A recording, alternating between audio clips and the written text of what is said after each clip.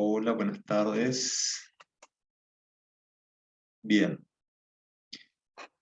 hoy vamos a ver un tema que tiene que ver fundamentalmente con los primeros auxilios psicológicos y que es importante que podamos aprender algunas cuestiones básicas que hacen a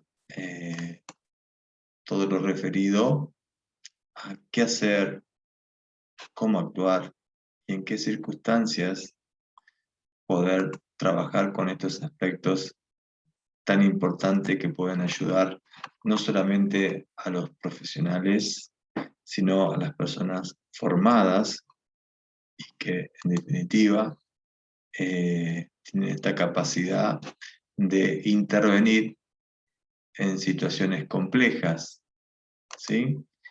Desde ese lugar vamos a tomar algunas conceptualizaciones que nos van a permitir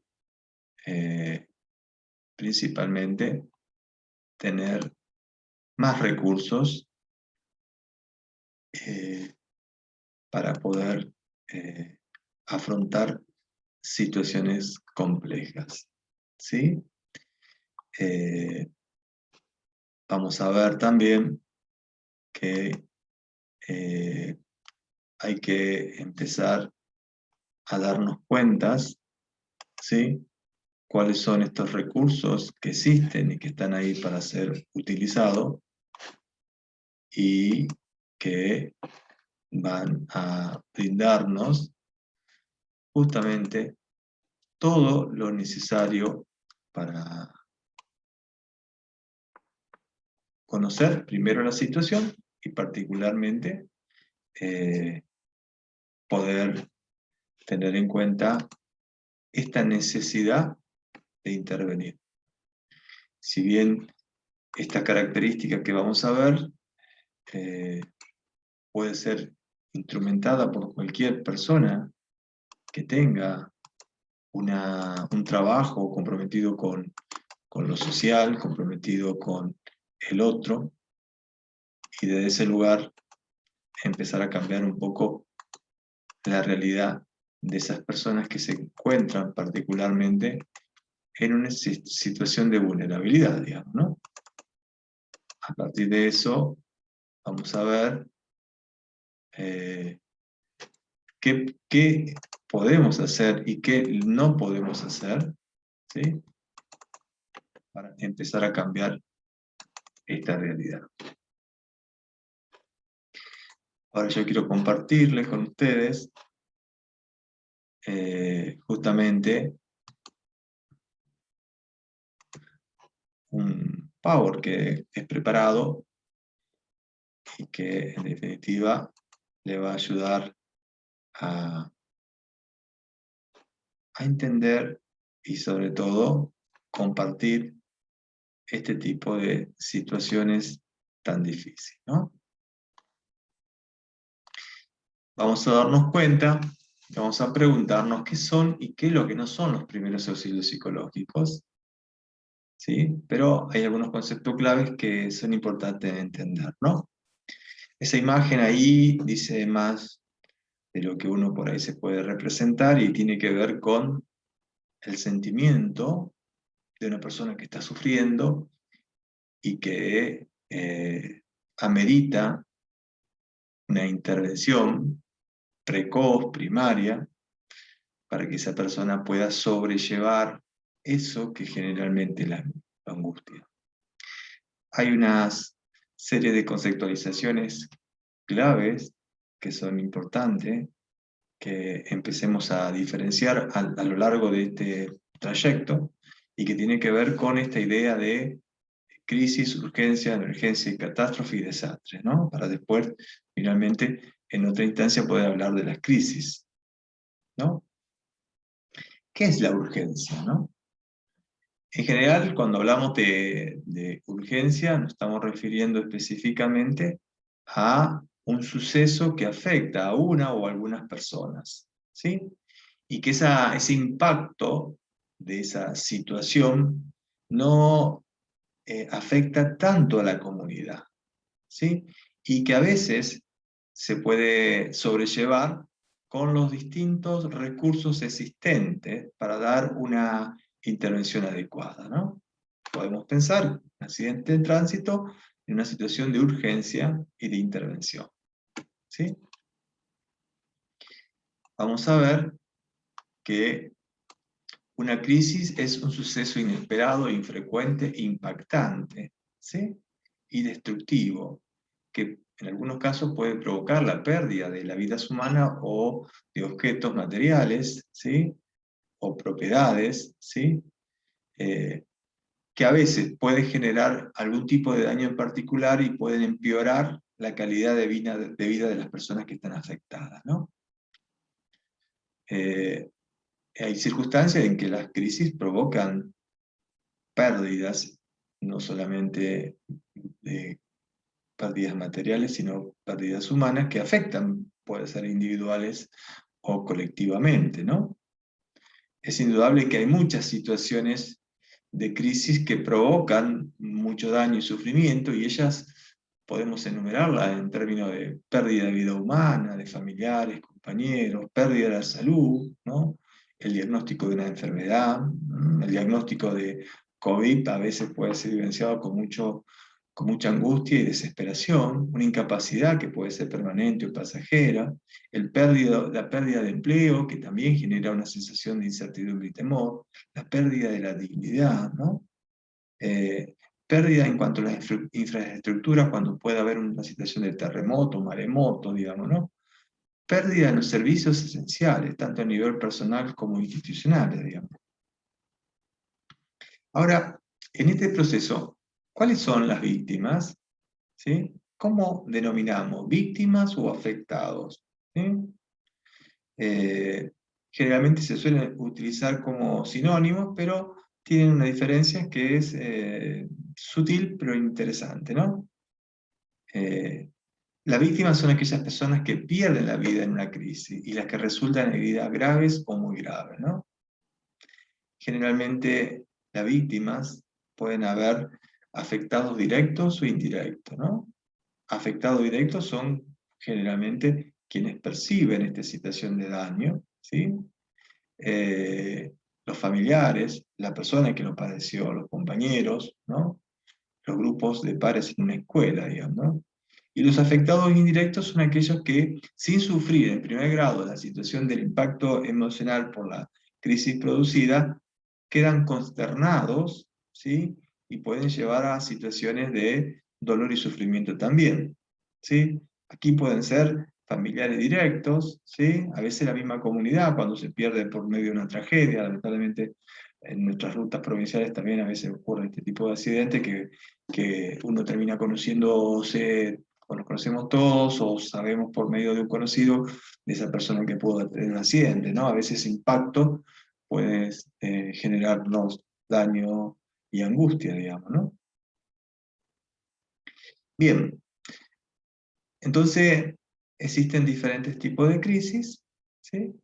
Eh, y el término crisis designa justamente un hecho que ocurre de manera inesperada, ¿sí? Provocando una gran pérdida y una sensación de bienestar y de control. Uno siente que las situaciones se le van de las manos, ¿sí? Puede haber pérdidas humanas o no, o puede haber pérdidas materiales que también tienen una connotación muy fuerte en la persona que los padecen, ¿sí? Esas situaciones o eventos se denominan también, lo vamos a conocer como incidentes críticos, ¿no? Es decir, el hecho que impacta fuertemente y que, por supuesto, pueden generar una gran angustia que puede justamente repercutir en diferentes ámbitos de la vida, ¿no? Por lo general, algunas clasificaciones, yo tomé unas, las cuantas que existen, digamos, igualmente ustedes tienen material bibliográfico para aquellos que les interesen profundizar, pero es importante que quede claro, digamos, que estas crisis pueden dividirse en dos situaciones o dos categorías. Las crisis cotidianas, ¿no? Que tienen que ver con eventos que ocurren, eventos negativos que ocurren en la vida cotidiana de las personas, ¿sí? Que generalmente afecta a un grupo reducido de personas, ¿sí? Ya sea la familia o los allegados, ¿sí? No pone en riesgo ni la infraestructura del servicio que puede ayudar a afrontar esa situación, ¿sí? Es decir, que son situaciones que pueden ser manejadas dentro del sistema de salud, ¿sí?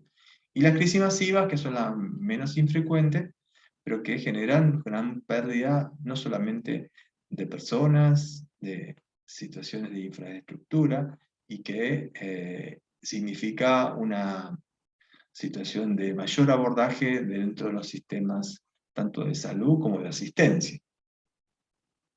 ¿Qué es una urgencia? ¿Sí?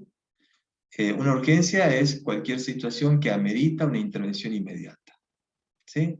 Sin espera de los servicios que habitualmente implican este tipo de incidente, ¿no? Es decir, frente a la urgencia, una persona tiene que actuar, ¿sí? eh, y actuar de manera eficaz. Y para actuar de manera eficaz, tengo que tener el conocimiento necesario que me permite a mí poder intervenir adecuadamente y no generar una mayor situación de gravedad. ¿Sí? ¿No? Hechos que pueden ser accidentes de las escuelas, peleas en las situaciones de alumnos, en una discusión entre compañeros, la ruptura jugando al fútbol los chicos, digamos, ¿no? O un infarto en un aeropuerto, digamos, ¿no? Frente al evento desconocido es que uno no sabe cómo actuar ni eh, cuáles son los recursos, pero si uno ejercita y practica y se informa, digamos, estas situaciones pueden ser eh, trabajadas y logrando en cierta forma una intervención inmediata que ayude a sobrellevar esa situación de urgencia. Ya cuando hablamos de emergencia estamos pensando particularmente en emergencia en una situación de crisis, por supuesto, ¿no? No solamente los servicios, digamos, de salud, sino también otros servicios que ayuden a que esa situación justamente pueda ceder ese incidente crítico, ¿sí? Y que afecta a la comunidad en general, digamos, ¿no? Generalmente en una emergencia puede haber distintas personas que intervienen, ¿sí? La comunidad se ve gravemente afectada, ¿sí? Pero no implica que no deja de ocurrir y que las personas sigan organizándose independientemente del hecho trágico. Hablamos de catástrofe ya con una situación de emergencia mucho más grave, ¿sí? Ya en las situaciones de catástrofe, las infraestructuras del sistema, los sistemas, ya sea de salud, de asistencia o de lo que fuere, se ven interrumpidos, ¿sí?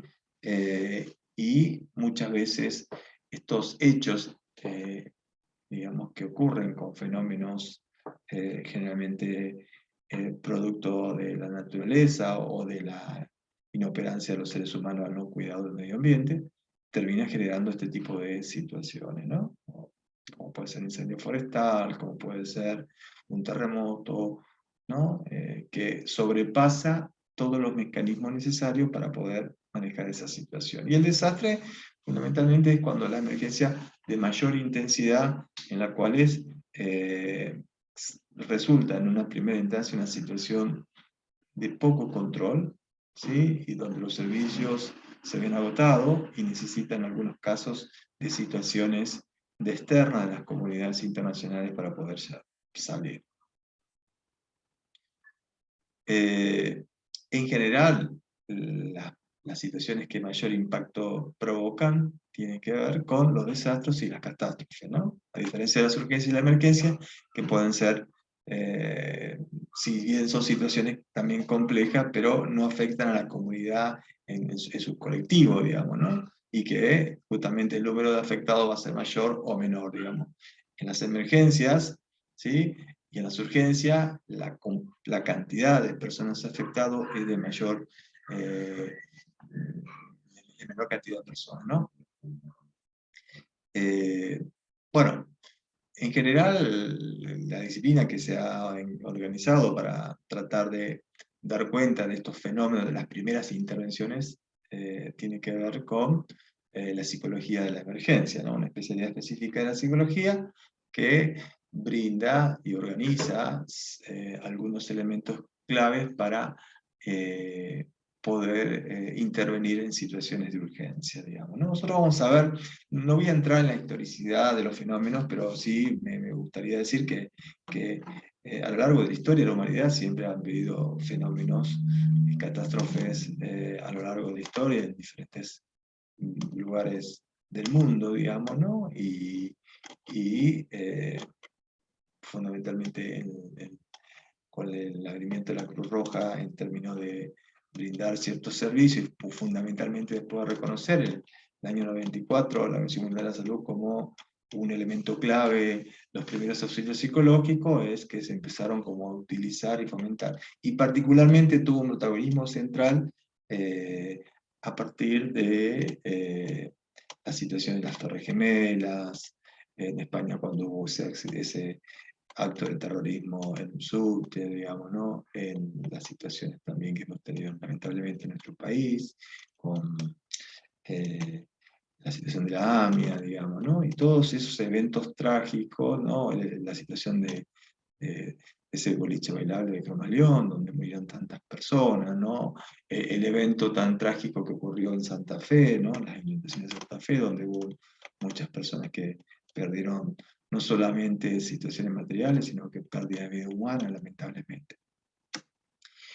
En general, las primeras intervenciones, que es donde aparecen estas importancias de estos profesionales, pero diría agentes preparados, es clave en el desarrollo de la prevención, digamos, ¿no? Son acciones de prevención, ¿sí? Es decir, las primeras acciones de intervención de las personas que prestan los primeros auxilios psicológicos es clave durante las primeras 72 horas. ¿Sí?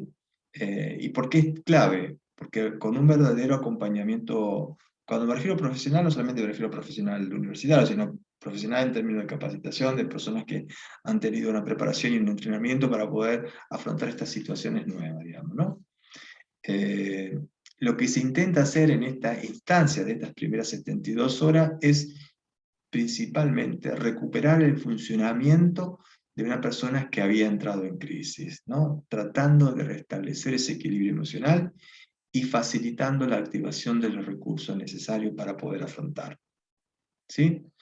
Y remarco en esto que acá, en esta preparación o capacitación, es clave la formación de las personas en los primeros auxilios psicológicos, ¿no? Que no necesariamente tienen que ser profesionales de la salud, sino cualquier persona entrenada y formada en la temática que en definitiva tenga la voluntad y el deseo de ayudar a otros ante unas situaciones o diferentes situaciones de crisis. Bueno, está más decir que esta pequeña capacitación no sustituye ni reemplaza la función de los profesionales especialistas en el tema, me refiero a los especialistas en el tema de salud mental, pero que la intervención en sí misma produce un efecto positivo de acompañamiento y de sobrellevar esta situación dramática. Las intervenciones en segundo orden están más ligadas más al campo de la salud mental, ¿sí? Y a las distintas derivaciones que uno puede hacer en viendo y observando la situación de la persona que necesita una atención, ¿sí? Generalmente las atenciones e intervenciones que se utilizan de este tipo, a diferencia de otro tipo de tratamiento terapéutico, se focaliza en una terapia breve, ¿sí? Y sobre todo en una terapia focalizada no mayor a 6 meses de trabajo, ¿no? Donde hay un trabajo que ayuda a la persona a sobrellevar esa crisis. ¿Sí? Nos tiene que quedar en claro que las primeras intervenciones psicológicas, conocidas como PAP, ¿sí? Son intervenciones de ayuda y soporte emocional, ¿sí? que se producen fundamentalmente en un proceso de crisis dentro de ocurrido un evento como lo que hemos estado nombrando dentro de las 72 horas. ¿Sí? Es la primera línea de acción que uno realiza frente a una persona que ha atravesado una situación compleja de crisis. ¿Sí? Y esto nos necesita, y remarcamos, no tiene que ser profesional de la salud quien lo realiza, sino que deben ser personas formadas y capacitadas y entrenadas para poder animarse a intervenir, pero teniendo ese conocimiento, ¿no? El objetivo principal, dice ya lo plantea Laisky, que es uno de los investigadores en este tema, el objetivo principal es proteger a las personas de sufrir daños mayores, ¿sí? Evitando una revictimización y reduciendo las complicaciones de esas sensaciones y percepciones que tiene la persona que ha entrado en una situación de crisis. Bien, esto también para ir pasando rápidamente, podemos decir que en toda situación de crisis hay diferentes momentos, ¿sí? Hay un momento de shock, que es producto de cuando se da ese impacto emocional, un momento de afrontamiento, un momento de recuperación y un momento de resolución. Lo interesante, y esto es una persona que sufre un estado de crisis frente a una magnitud de un problema mayor, no necesariamente, si bien el impacto emocional en sí es traumatogénico, digamos, no necesariamente va a significar que esa persona va a estar traumatizada, digamos, ¿no? Esto también lo remarco porque justamente las acciones de los primeros auxilios psicológicos apuntan a intervenir porque se ha probado que si bien ese mecanismo de acción, el mecanismo emocional de afrontar, que genera una serie de mecanismos defensivos, son normales en ese contexto y en ese proceso, digamos, ¿no? Y que una menor población de personas que han sufrido situaciones, digamos, traumatogénicas, terminan produciendo traumas, digamos, ¿no? Entonces, mientras más temprano se conoce y se interviene, más posibilidades de reinserción, digamos, ¿no? Bueno, aquí un poco lo que les comentaba sobre la importancia de las situaciones, los organismos internacionales, de cómo reconocen este papel fundamental de las personas en las intervenciones. Dentro del proceso de la crisis, puede decir como que hay tres momentos claves de intervención de las personas que utilizan los primeros auxilios psicológicos, ¿no? Después lo vamos a ir desarrollando más, pero en líneas generales me gustaría que podamos entender esto como para que todos nos quedemos con esta idea de qué se puede hacer, cómo puedo hacer y qué acciones concretas realizo a partir de esto. En un primer momento, ¿sí? Se refiere a la situación de prevención, ¿sí? Capacitación y entrenamiento de las personas que asistirán al evento. Y esto es un poco lo que estamos haciendo nosotros, digamos, ¿no? Estamos tratando de compartir, aprender juntos y de sociabilizar determinados conocimientos que son clave para poder ayudarnos a intervenir frente a una situación. Digamos, cualquier intervención no puede ser pensada azarosamente, sino que por el contrario tiene que tener una finalidad y para eso previamente uno tiene que estar capacitado. Si yo quiero ayudar y no sé qué hacer, es muy probable que obstaculice o agrave la situación de esa persona que está necesitando ayuda, digamos, ¿no? Para eso previamente debe hacer todo digamos, conocer la situación, el evento, el lugar, la localización temporal y generalmente los que realizamos intervención en crisis no trabajamos solos, sino que siempre hay un equipo detrás que sostiene y acompaña y las decisiones se evalúan. Cuando uno va a intervenir en un campo de una situación, de una catástrofe o un desastre, tienen que buscar al referente de la institución o la institución que se hace cargo, que es la que organiza y distribuye las tareas y las funciones frente a un evento de esa característica. En estos casos, generalmente, en nuestro país está más ligado a lo que se conoce como la defensa civil, digamos, ¿no?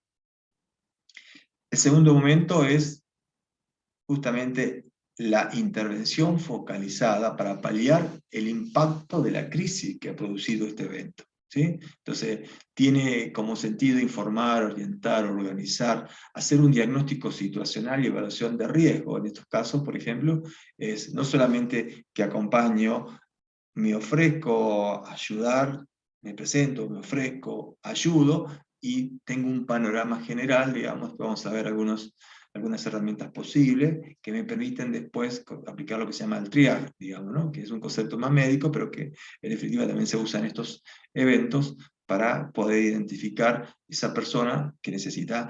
Y hago la salvedad que estamos hablando de personas y no estamos hablando de pacientes, ¿no? Porque el concepto de paciente liga más a una cuestión de enfermedad. Lo que nosotros estamos diciendo, remarcando permanentemente, es que estos eventos, aún siendo traumatogénicos, producen un impacto que tiende por naturaleza a tratar de resolverse solo, sobre todo si hay un verdadero acompañamiento.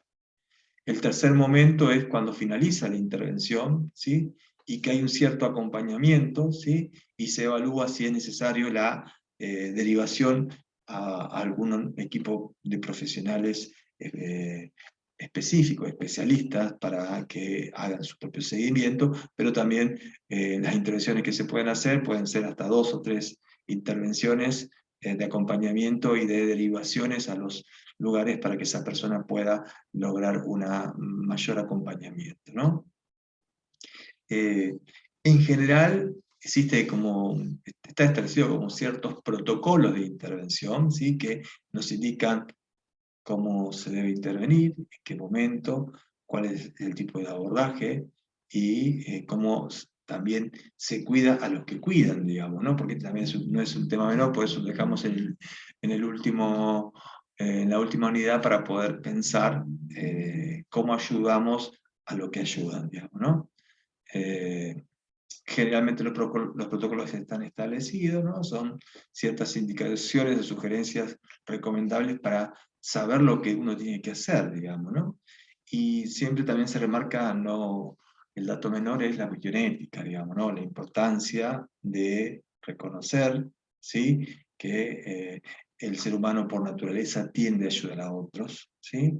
El ser humano ante una situación de dolor y sufrimiento se siente consternado y hay un deseo genuino de poder colaborar para que esa persona no sufra, y las redes y los fortalecimientos de las personas de la comunidad tienden también a ayudar. La persona que aplica estos principios en general es muy respetuosa de los derechos humanos de las personas y tiene una finalidad de ayudar, ¿no? Pero para poder ayudar hay que formarse y saber lo que se tiene que hacer, ¿sí?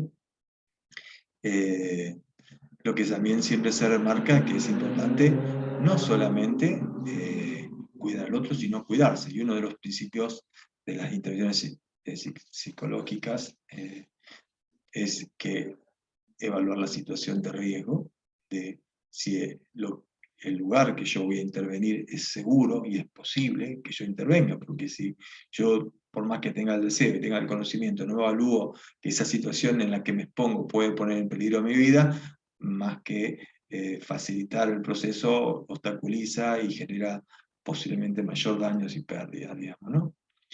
Hay que entender, y esto lo remarcamos siempre, que el ser humano es un ser biopsicosocial, ¿sí?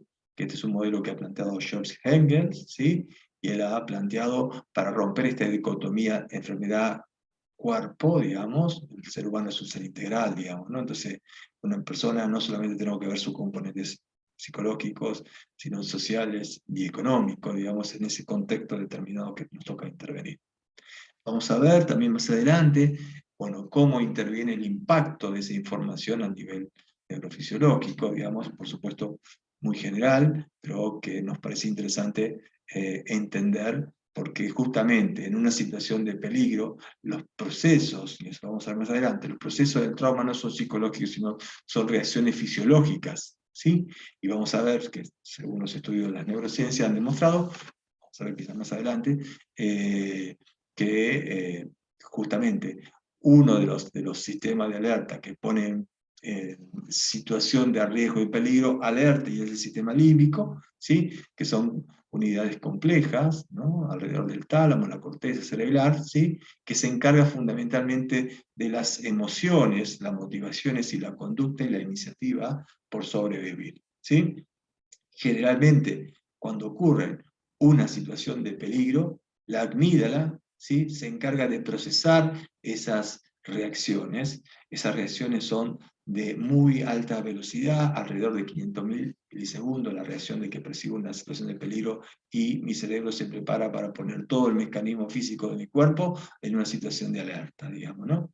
El problema en esta situación de estrés extrema, digamos, lo importante es discernir que por más que uno quiera hacerle entender a la otra persona que está atravesando una situación de malestar y de angustia, que por más que intentemos hablar y darle explicaciones a esa persona por esa situación que está atravesando, no puede entender, y por eso la información tiene que ser clara, precisa, ¿sí? Más práctica, para que esa persona pueda ir procesando eso y que en algún momento el lóbulo temporal pueda intervenir y pueda analizar esa información.